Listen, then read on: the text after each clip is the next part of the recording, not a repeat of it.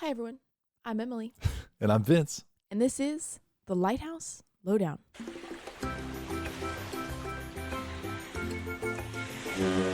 Oh. Let's go. We haven't been here for a while. Back in the saddle. This episode posts in 2 days, so. That's incredible. I know. I got to do some editing before then. Yeah, I think I'm behind on YouTube. Our listeners may have noticed a batch upload. They may notice a future batch upload. Yeah, just so everyone knows, here's our announcement, is that we're taking off for the season, and we said we weren't going to do that, but wedding planning is a lot more than anticipated. And so something has to be sacrificed. Yep. Fortunately, that's the podcast. In my solo Edmund Fitzgerald episode, Yeah. we talked about, I gave a brief synopsis. That was the day of your bridal shower. Yeah. We're living in our in-laws' basement. Thank you. Mhm. We are planning our wedding, which is happening very soon, Yeah. and 14 days. 14 days. And It's 40. that's crazy. We have a honeymoon, and work is busier than ever, and we're also buying a house. So I joke, these What are all we like doing? these are like the best things. Yeah. This is a time to look back on and be really happy. It's just a Be lot. Like, oh my gosh, I can't believe we did all Yeah. that. Like, But like in the moment, it's like, ah. it's all good stuff, but it's a lot. So we are not going to stop the Lighthouse Lowdown, No, of course not. but we're going to take a break Like, yeah. until like at next least year. a couple episodes. Yeah. But we'll see. We're going to fill it out. We'll be back, but we are going to take the time necessary. And I know I said we weren't going to do that, but we cracked under the pressure. Hopefully we come back really strong. Yeah. I have an episode, actually I have a couple that I've been researching over the past couple months. I just haven't finished them to the point where they're worth presenting. Okay. And so Need fine tuning. just for our listeners, they can blame me for this. This next one was supposed to be mine. So Yeah. I'm prepared. So this was supposed to be episode 93 and it's 92 now. And it's a Christmas central episode because originally this one would have posted on December 22nd, but now it's posting December 8th, which is fine. Still Christmassy. And so we'll be coming back with our Green Island series after this and your episode. awesome. So I chose, well, you know how usually we do Christmas time at like lighthouses at Christmas time? Yeah. Like every year? Uh-huh. Well, that's what I was going to do this year. But then only a couple of the lighthouses we've covered this whole year do anything for Christmas time. Like, Really? They don't even do anything Christmassy. Like they don't decorate or have little events or whatever. So I couldn't even culminate a whole Christmas time at lighthouses episode. There was only like 2 lighthouses that did something mentionable for Wow. Christmas. So we have to skip it. It's so sad. Bless you. But I've decided that since we can't make a full episode out of that, then I'll cover a lighthouse that really decks the halls for the holidays. Boughs of Jolly.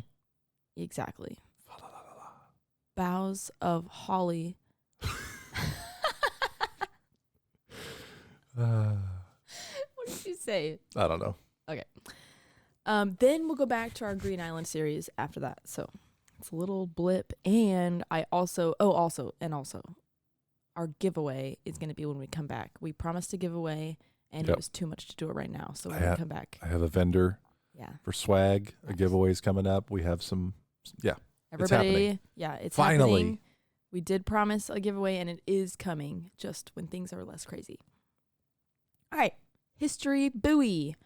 I promised I was going to talk about this, I think, on the last episode. They've all kind of blurred together. Keeper class coastal buoy tenders is what we're talking about today. keeper class, Yes. coastal Class. buoy Coastal tenders. Buoy tenders, yeah. Buoy tenders are a type of boat, and keeper class is their type, which is pretty exciting. Keeper class. It's a cool name. So this is a class of Coast Guard ship named after influential lighthouse keepers of the past. Oh. So they released them all. Can you go to our first photo, please? And slide. Slide. And slide. Yes. So here's a picture. They all look the same. They just have different numbers, and they're all each named after a different lighthouse keeper. So these were all commissioned and completed between 1995 and 2000, and there are 14 of them in service. So I didn't know anything about this. It talks about like the propellers and the rudders and Z drive propulsion system. Yeah. Do you know anything about Z drive? Nope. Okay. I'm You went in. well. I'm like thinking you about knew it. for sure. I was That's like, what I oh, do. I love it, and then it was just like, I don't know. I mean, it's a boat, and we don't talk boats. I'm guessing it's the orientation of the drive shafts. In some like road vehicles, they have a shaft that switches between, well, historically, between 2-wheel and 4-wheel drive, so where you'd be driving just the rear wheels and then also the front wheels. I'm guessing they have propellers That and do the motor are something similar. oriented similar. But I'm unsure. I have a picture. Actually, yeah. Can you go to the next photo? Before we jump, can we talk about this one? For our listeners who are just listening. Oh, yeah. So the tender is a really cool, very rugged looking ship. Very rugged. Black paint on the hull. 551 is this exact the number we're looking at. U.S. Coast Guard ship. I don't know the red, white, and blue stripe. Are you familiar with what that is? It's pretty cool. It's Coast Guard emblem. So they all have that same like emblem on the side. Or maybe it's specific for the keeper class, but the photo that I'm going to show later, each keeper's boat has its own seal. Okay, we'll get to it then. Yeah. And then I wanted to say it looks like there's a crane built into the front of the ship. And they have a cutout in the middle of the ship so that when they pull over a buoy to do some service on it, it doesn't have to lift all the way over the edge of the ship. It just goes like through the middle. Really cool. Yeah. So there's our propulsion system. They can rotate 360 degrees so that they can make really sharp turns. And it has a thruster in the bow, so they're unmatched in maneuverability. Like these are the keeper ships with really, really good movement. Go any direction. For movement, yeah. They each carry a crew of 24, and while they're not classified as icebreakers, they can travel through 9 inches of ice at 3 knots. Oh no, I didn't look up how many 3 knots is. Slow. I know, but fast for going through 9 inches. Yeah. In miles per hour. Also, 9 inches of ice is a significant. 3.5 miles per hour. Yeah, so walking speed. Okay, all right. Well, to be honest, faster walking speed for us Americans. That's like where 3.5 is like where I start to have to decide if I want to jog or not. Little steps. Each one has a length of 175 feet, a displacement of 845 tons. And this is where I'm like, I don't know what this means. It says power plant, 2 Caterpillar 3508 TA diesel engines. Hell yeah. 2 Ulstein Z drives, 2040 BHP. Brake horsepower. Mm-hmm. So horsepower is force over a rate of time. So power generated from, say, a motor. Yeah. A brake horsepower is how you BHP is how a motor is tested. So a brake is applied to a shaft, and under brake, what is the force that's applied at a rate of speed is how horsepower is measured. So those Caterpillar engines, Caterpillar is well known for making good diesel engines. Oh, nice. They're huge in heavy on-the-road equipment and construction, as well as emergency power diesel generators that are the size of this basement. Oh, my gosh. So, monsters. That's crazy. Thank you for adding that little bit of knowledge. You're welcome. They have a speed max of 12 knots and a range of 2,000 nautical miles at 10 knots. So they're not the fastest of ships. They're not the fastest. They're not trying to get anywhere quickly, since they're just like daily maintenance sort of things. But the maneuverability and looking at the whole of the ship, it's like a V shape, but very, very subtle. Very flat bottom. Yep. So probably for maneuverability. Probably and doesn't. Stability, because if you're swinging a giant buoy over the edge of your ship, like you don't want to tip over. It's maybe people who know ships would laugh at this, but 800 and some tons is the displacement. I can't understand how much weight that is. Yeah. It's like when people say like a billion of something, you're like, I don't know. You know, a billion. A billion. Well. It's like, can you count? Okay. I mean, I could break it down. Yeah. Oh, like there was that one person who did grains of rice to show how much $1 billion was compared to like the normal average. Yeah. Well, the exponential story, right? The chessboard, if you take a grain of rice and you double it every piece. Oh, yeah. Then you run out of all the grains of rice on Earth by the time you get to the end of the board. Mm-hmm. That's crazy. Yeah. It's from that's a long story. Also, one other fun example, won't say the numbers, but we were talking yesterday about how expensive houses are in thousands of dollars increments. We're like, this many hundreds of those $1,000 increments. Yeah. Like $1,000 is like a lot of money, and then multiply it by hundreds. Yeah. That's the biggest unit I think I understand is 1,000. Yeah. You can put them like, you can put them together. You know, that's $2,000 or $5,000 or $15,000 car. Mm-hmm. Yeah, once we start to get to the millions and stuff, it's like I don't even know exactly. So anyway, keeper class buoy tenders are given the numbers. We talked about this a long time ago. We talked about Coast Guard numbering systems. I can't remember what episode that was. I wish I'd made a note, but it's WLM 551 through 564. So that first picture I had must have been the Ida Lewis. Yep, 551. So that was the first one that they released, cool Ida name. Lewis. I didn't make notes about all these people because a lot of them are ones we're going to cover eventually when we cover specific lighthouses. Of course. So we haven't covered Ida Lewis, but she's like one of the big names of keeper history. You'll see her everywhere. So very exciting. That one is stationed in Newport, Rhode Island. And then 552 is the Catherine Walker in New Jersey. Do you want me to list them all? How many you got? 14. Yeah. Okay. Abby Burgess, 553, Rockland, Maine. Marcus Hanna, 554, South Portland, Maine. Let's see. Joshua Appleby, 556, St. Petersburg, Florida. Frank Drew. We talked about Frank Drew in our last episode, I think. Okay. I think it was last episode. Maybe the one before. I can't remember. They're all spread out, okay? I can't keep track of everything. 557, Portsmouth, Virginia. Anthony Petit. I don't know. 558 in Alaska. Barbara Mabrity, cool. 559 in Mobile, Alabama. William Tate, Philadelphia, Pennsylvania. Harry Clybourne, Galveston, Texas.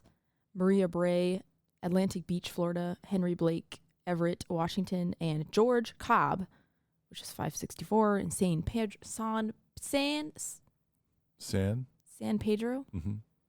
California. San Pedro. San Francisco. This is why I should never list things like this. I should have just posted, been like, you guys can read. Whatever. San Diego. So what I was saying earlier is that they all have their own fun seals. Yes. And okay. So yeah, go to the next picture. And I just put 6 of them on there. So Ida Lewis. And I think the seals have something to do with the keepers, like their history and stuff. So at least 4 of those names were women's names. Yeah. That's interesting to me. You started strong with women. I think the first 3 or 4.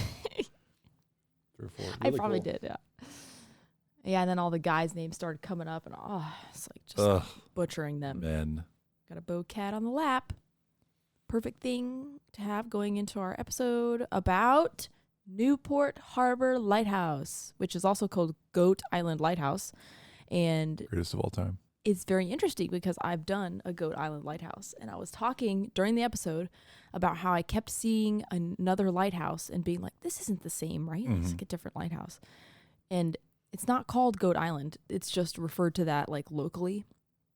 But the official name is Newport Harbor Lighthouse. So we're going to be covering that one today because it came up as a lighthouse that does big Christmas stuff. Oh, let's go. Or at least mentionable Christmas stuff. So. Jingle jangle. I know. Jingle jangle is so right. Oh, and Goat Island Lighthouse, the episode was last November. So that was a while ago. It just happened to be what we're talking about today. I thought it was interesting. Fun. Time is flying. So we have the photo pulled up of the map. The map. We are in Rhode Island. Newport Harbor has been an important site of commerce since the early 1700s. And that's for stuff like sugar, molasses, shipbuilding. What else do I have on here? Whaling and fishing. So lots of high-paying good stuff going on through this harbor. Nautical. Isn't everything that we talk about? Anytime I see a wharf, I get excited. Yeah. We go to the wharf when we visit my grandparents. Oh, really? In Ventura, California. And to be honest with you, it's like a mall. Oh. But You know, like I bought jeans there. I bought a t-shirt. Yeah. But I think of it as cool because it's next to the beach. And Yeah. anyways, sorry. There's a wharf yeah. on the map here. Probably a real wharf and not a shopping wharf. I bet you there's a lot of shopping there today. The entrance to the harbor is marked with a small island called Goat Island. And they called it this because they would release their goats to pasture on the island. Nice. So that's about... That's where the name comes from. Yeah, like that's about what you would expect. Like, why is it called Goat Island? It's like probably because there's goats on it. Yeah, like Hog Island. Yeah, exactly. Because there were hogs. The Goat Island was ceded from Newport to the government in 1799 so that Fort Walcott could be constructed on it. Okay. And this was actually the fifth fort to be built on this island's history, preceded by Fort Washington, Fort Liberty, Fort George, and first by Fort Anne in 1702. So we've got a lot of history here on this teeny island that you can see on the screen if you're looking at our YouTube. Yeah. Very exciting. In 1823, Congress paid $2,500 for a lighthouse to be built on this little island. And so they went with a 20-foot stone tower and a 6-room keeper's dwelling, and the fixed white light was lit on New Year's Day, 1824. So can you go to the next picture? Absolutely. Thank you. Yeah, so this, I have something else to mention about this, but this was, I think, an etching of the original lighthouse. Original. Focus on original lighthouse. Yeah, black and white could be a photo, but I think you're right. Looks like a very domed square, so it's very flat on the front. I hate to do this to you. Do you know what's on top of the cupola? No, I have no idea. It looks like a little, like, something you would lift stuff with. Yeah, like a derrick. Yeah, exactly. Yeah. But I don't know. And then there's in the background, you can see our keeper's dwelling. Yeah. Let's yeah. Okay. Stop interrupting you. Unfortunately, Newport Harbor Light was not located in a good position to mark a shallow reef that was like just north of the island. Okay. So like it was doing a good job in every other way, but they didn't really foresee this little reef being an issue particularly. So while everything else improved, tons of ships started to run aground on this shallow reef because originally, they'd give it a really wide berth, when they're coming in with their ships. And then if they have a lighthouse there, they have this false sense of security where they can like hug the island really tight. Yep. And so they're hitting this reef every time. Sorry. So then, It's not funny. It's not funny. Not funny. They were probably all right. Just a lot of... If they were okay, it's hilarious. Yeah, a lot of money damage, I think, is the focus. Not a lot of lives lost, but a lot of cash lost. Within 10 years, it was decided that the lighthouse needed to be moved, so that's pretty quick in lighthouse terms. Short. They added a breakwater on the north side of Goat Island, so they're extending the lighthouse from the island out towards that shallow reef, so it reduces the closeness of people like passing over the top Some of more it. space. Yep. From 1834 to 1842, this was a very long construction period we're talking about. What is that? That's 8 years, I guess. Over $67,000 was spent on adding a breakwater and building a new lighthouse on the end of it. That is a lot in the 1800s. I know. 67 grand. Yeah, and that's not even... Could have bought 10 houses back then. Oh, dang it. So real right now. The original lighthouse was kept lit throughout that construction, so we still had a lighthouse, but until they transferred the lighting apparatus to the new 29-foot octagonal granite tower, and the inside was lined with stone and a stone spiral stairway. Cool. I might have... Can you check if I See put if we that got a photo photo. in here? I did. Yes, stone stairway. Isn't that so cool? Yeah. That's an awesome photo on the left, too. Isn't that beautiful? Showing kind of the new keeper's house. Integral tower, looks like. So the house actually came later. It used to just be the tower. So this is obviously, this was finished in 1842. So I don't have a photo of it exactly. Really cool photo of this one, though. Yeah, this picture is really nice. I like how they always have somebody standing in front. They did for the last lighthouse, too. Yeah. Repping for scale. They always do.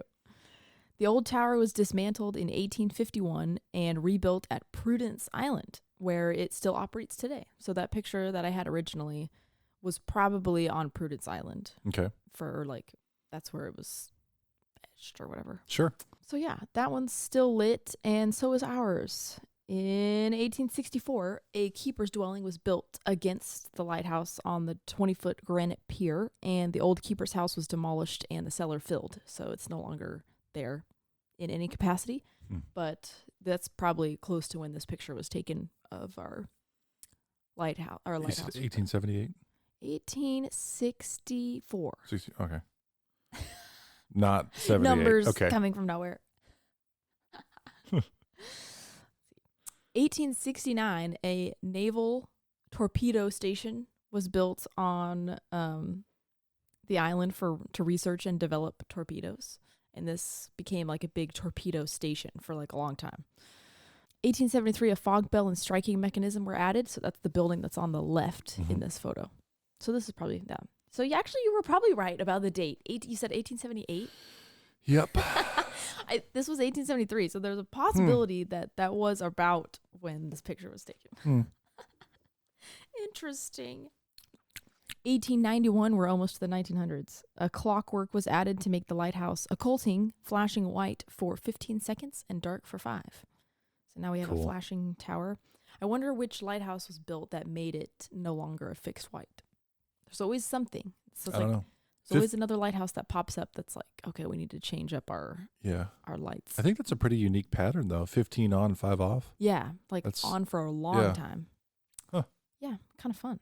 You're right. That is a fun flash pattern. Usually they're so short. Yeah, they're like quick flashes. Yeah. 1906, a torpedo factory was built on the island and became the sole manufacturer for the U.S. Navy. So that's kind of fun. Torpedo. 1908. Sorry, what year? In 1906. That's so early. Yeah, okay. so we were already researching and developing torpedoes, but now there's a factory that's producing them exclusively. Interesting. 1921, a 155-foot submarine rammed into our breakwater. I'm like, what are you doing? Is it one of ours? Yes. Well, keep your eyes out. Windshield must have got dirty. And it severely damaged the keeper's dwelling. So instead of rebuilding, they decided to remove the house and the fog building and electrify the lighthouse. So that ended the keeper's positions at our station. And I have a photo. Mind your torpedoes. Keep an eye out for your submarines. Submarine away from the lighthouse. You know, that's the downside of submarines is they can't see lighthouses. You're so right. Because they're under the water. You're so right. Silly. It's like the one thing that would run into a lighthouse. You're so right. It's embarrassing. Even a plane wouldn't hit one. Yeah. I mean, it's unlikely unless there was an accident. The lighthouse was automated in 1963, but is still an active guide to navigation today. So that's fun because I've been giving you guys lots of lighthouses that are retired ruins. A lot more than retired from life. Well, this one's still kicking. That's good. Yeah. Still flashing. What's the pattern today? Do you know? Oh, that's is a good question. Still 15.5? I want to say yeah, but nice. That's because I don't have any other information. I like it.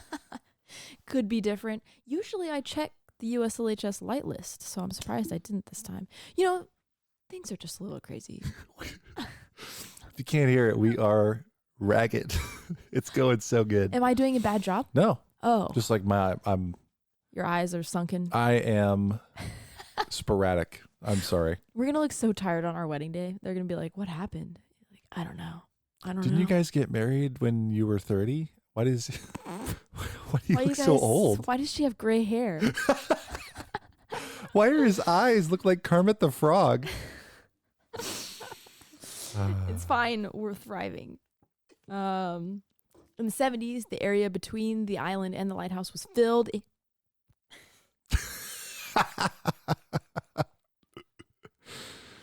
Too much excitement made me choke. Filled in. I just thought it was fun, and then it got ruined. I'm having fun. And a hotel was built on this new land. Okay, I'm kind of. We'll come back to that interesting. Did the submarine hit it? No. Maybe it was a blimp. He's losing it. The old sky submarine. Coast Guard completely renovated the lighthouse in 1989, which is early for a renovation. It is. Normally we see that in the 90s, like late 90s and early 2000s. It must have been one of the early ones. So in that big movement. Yeah, they must have liked it. And focus on it, and was added to the National Register of Historic Places, like right before that. They leased the light to the American Lighthouse Foundation, which started a chapter called the Friends of Newport Harbor Light to maintain it. Let's go. So let's go. In 2005, the light was changed to fixed green. If you want to click. Oh, next yeah. on our Clicking. Boom. So and that's a beautiful photo. It's not on, but you can tell that it's green from the way it angle. is. Yeah, from the way that it is, the color that you can see. Really cool tree. Isn't in it the pretty? foreground. Yeah, and you can see that they added the land. It's no longer a breakwater. Kind of cool. The year after that, a restoration was done of the tower, painting, repointing, and repairing railings. Repointing? Yeah, it's when they put new mortar, I think, between the bricks. Oh. Yeah. We mentioned that years ago. Yeah. Yeah. Because I was like, repointing. That's probably supposed to say repainting, but nope. Cool. Pointing. And apparently, in 2018, the American Lighthouse Foundation did not renew their lease with the lighthouse. So it's unclear. Why? I haven't been able to find out who is maintaining it because it still looks good. And so, like, somebody's got to be. I mean, it could be the city. Oh, yeah. If it's, it could be the friends of, shout out friends of XYZ and lighthouses. They're all over the place. Yeah. Like if a new chapter or a new group came up. But I'm curious. Everywhere I look, it still says the American Lighthouse Foundation maintains it. And so I wonder if in 2008 they didn't renew the lease. And 18? then maybe the next year. Sorry, what did I say? 2008. Oh, yeah, 2018. 18. Okay. I was going to say, too, because that's 20 years. Yeah. But 18 is a couple. But I wonder if they took back over again, like in a later year or something. Yeah, or didn't renew in else. 18. But another interesting piece of information is that the Newport Harbor Island Resort, I think it's not a Marriott, or maybe a Marriott. Oh, Hyatt Marriott. I don't know why that's funny to me. What? I think of a resort. I don't think of hotel. the big names. Oh, yeah. But it's called the Newport Harbor Island Resort. Yeah. So, but it's under the big name. But they refer to it as our lighthouse when talking about their annual Christmas lighting. Maybe they own it. So that's what I was thinking. I was like, maybe or the land. Maybe but it's still an active guide to navigation. So, like, would a hotel lease a lighthouse? Well, hear me out. Okay. Hog Island, Paradise Island of Nassau, Bahamas. We know Toby Smith, who is the owner of the lighthouse. Unfortunately, it's doing very poorly right now. We lost the top. Yeah, it's in need of repair. Our lantern room plummeted to the ground in high winds. Everybody give some love to our Paradise Island Lighthouse because it needs some eyes on it. It needs some eyes on it and some cash. Okay, sorry, continue. And you should go back and listen. We interviewed Toby Smith. He was really fun to talk to. Yeah. He was in a pretty tough time. We need to check in with him again. But I follow him on Facebook, so I keep up. So technically, that's another, I would say, active guide to navigation. It was on, and cruise ships are coming in and out of that port every single day in Nassau.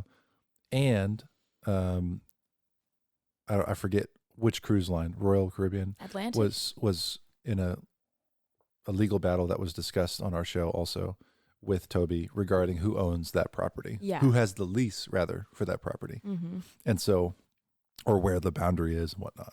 Yeah. So maybe in this case also somebody may have lease or ownership of the actual property of the lighthouse, but it's accessed through the property of this resort. Maybe the resort owns the whole spit.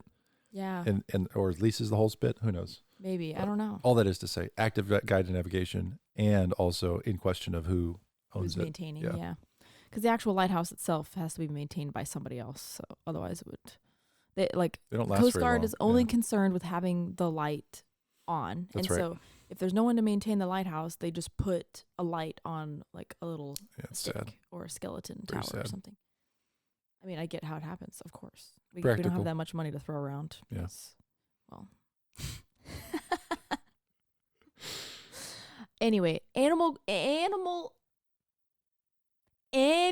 Christmas tree lighting.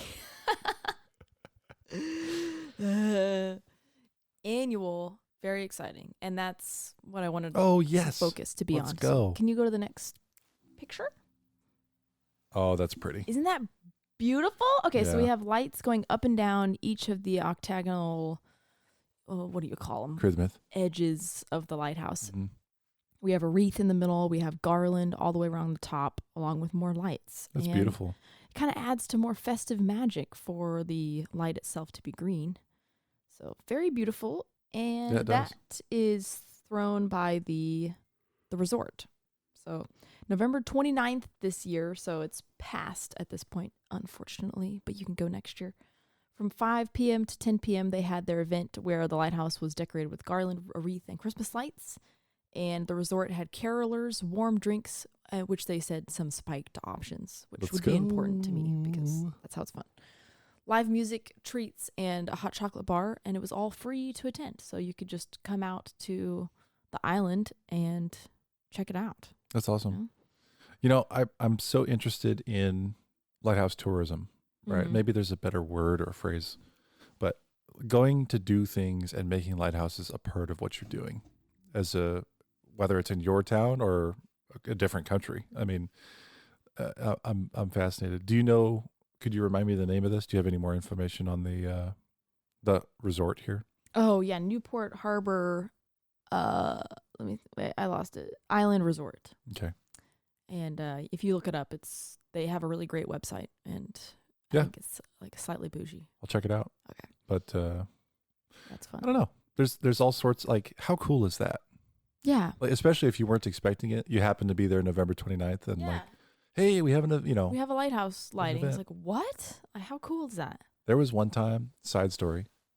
One time we took a flight. We weren't supposed to be on the flight. We had a different flight and we missed it. And so we're flying from Denver. No. We were in Vancouver, Canada. We're flying to Whitehorse, Canada. Okay. So we're going backpacking. It was this awesome adventure. Oh, yeah. 2015. And before we got on, it's a long story. Before we got on the flight, there was like this little thing that got set up, this table, and these people came, and there was a big chocolate cake, Oh, my gosh. like 4 or 5 tiers. It was huge. And champagne was being poured, and we were like, oh my gosh, What? someone's arriving, like a VIP is coming, or, what's happening? It's this small part of the airport, not a small airport. Mm. And then, we're sitting 20 feet away. This a lady event host comes over and says, if you'd like, you can go ahead and get chocolate cake now. And we're like, We're not part of this. And she's like, no, this is the first flight. This is the inaugural flight for this airline flying this route. So we just accidentally, and it was not cheap. Yeah. We got like, there was a fruit tray. It was the whole thing. It was real informal, but someone stood up there and said something, and the captain, the pilot of the plane, shook somebody's hand. Yeah. And it was not a long flight, but we talk about, my brother and I still, how fantastic this flight was, because they served chocolate cake again on the flight. Specifically because of the chocolate cake. So weird side story, but put yourself in the tourism lighthouse world.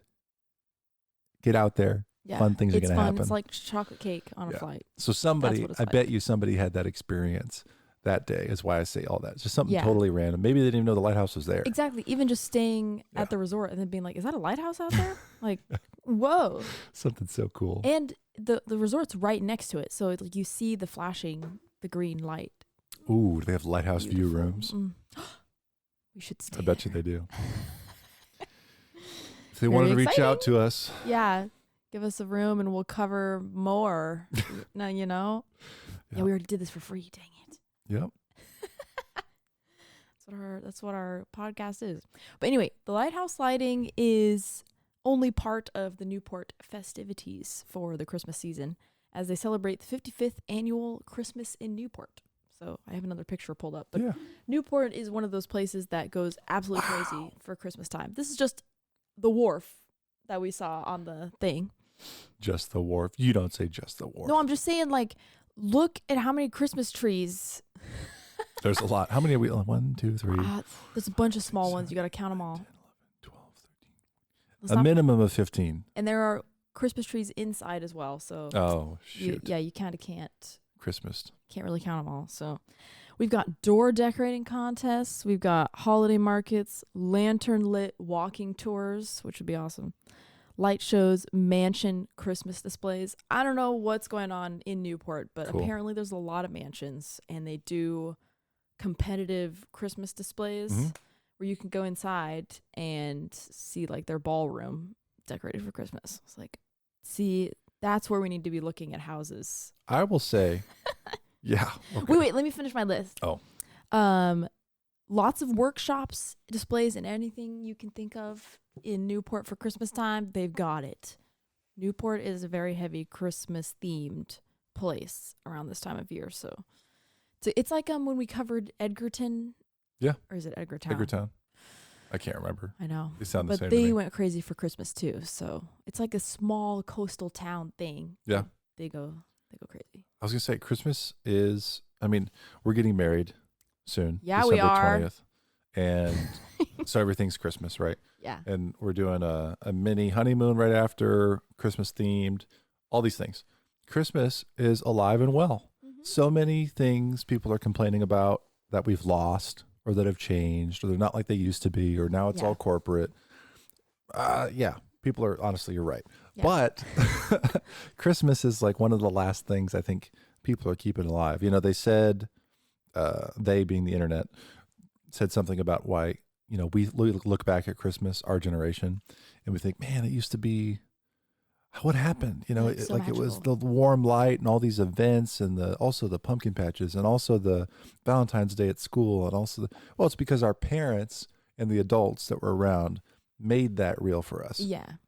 So for the love of life, please, let's keep Christmas alive. Yeah, because for those who enjoy Christmas. That's true. Is that like when you were a kid, the magic was being made for you. Yeah. And now that you're an adult, you have to make the magic yourself. Well, it doesn't mean you got to buy more presents. It doesn't mean you got to pay to get into more places. Experiences. That's why we go to the Overland Park Mayor's Christmas tree lighting every year. We do.